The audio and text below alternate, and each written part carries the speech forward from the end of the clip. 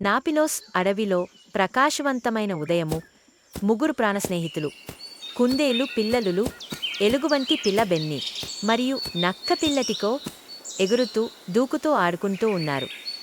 అప్పుడు లులు ఏదో శబ్దం విని, హే, అక్కడేదో మెరుస్తున్నట్టు అనిపిస్తోంది, చూద్దాం పదండి అంటూ అందరూ అక్కడకు వెళ్లారు. అక్కడ ఒక తెల్లకి పెద్ద గుడ్డు ఒకటి ఉన్నది. దాన్ని చూసి వాళ్ళు చాలా ఆశ్చర్యంతో, ఏంటి ఇది ఇంత పెద్దగా ఉందేంటి, ఇది ఎక్కడ నుండి వచ్చింది, ఏదైనా చెట్టు మీద నుండి పడిందా ఏంటి అని ఆలోచిస్తున్నారు. అయితే ఇప్పుడు ఏం చేద్దాం అంటూ కుందేలు పిల్లలులు ఆ గుడ్డుని చేతిలోకి తీసుకుంది. బెన్నీ మరియు టికో కూడా చూస్తూ, పద, ఇది ఎక్కడ నుండి వచ్చిందో వాళ్ళ అమ్మ ఎంత బాధపడుతుందో వెళ్ళి ఇచ్చేద్దాం అని వెతుకుతూ అలా అడవిలోకి వెళ్లారు. అప్పుడు ఒక స్టాక్ కనిపిస్తే దాన్ని లులు, ఇది నీ గుడ్డా అని అడిగింది. అది కాదు అని చెప్పగా మళ్ళీ ముందుకు వెళ్తుండగా అక్కడే ఉన్న ఎర్రటి పిచ్చుక కనిపించింది. అప్పుడు అది కూడా నా గుడ్డు కాదు అని చెప్పింది.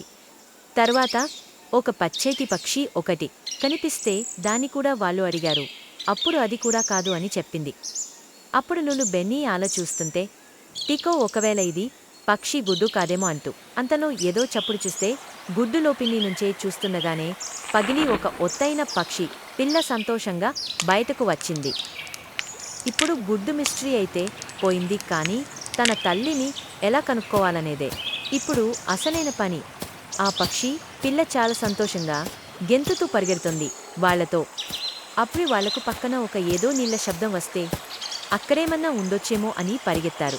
దారి పక్కన ఉండొచ్చు అని చాలా ఆనందంగా ఆడుకుంటూ పక్షి పిల్లను చూస్తూ వెళ్తున్నారు. అంతలో ఏదో శబ్దం చూస్తే పెద్ద తల్లి పక్షి పక్కనే దాని గూడు.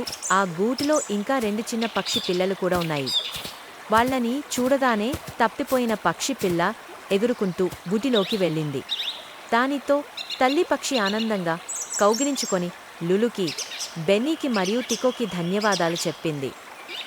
లులుకి పిల్ల పక్షిని వదిలి వెళ్లడం చాలా బాధగా ఉంది. అప్పుడు బెన్నీ, టికో మళ్ళీ వద్దాంలే, ఇప్పుడైనా చూద్దాం అని వీడ్కోలు చెప్పుకుంటూ ఆలవాళ్లు భయపడకుండా మొదటి అడ్వెంచర్ నీ చేశారు. ఆలా వాళ్ళ ఇంటికి బయలుదేరారు. అప్పటికే సాయంత్రమైపోయింది అడవిలో. ఇలాంటి చక్కటి కథల కోసం సబ్స్క్రైబ్ చేసుకోండి మరి.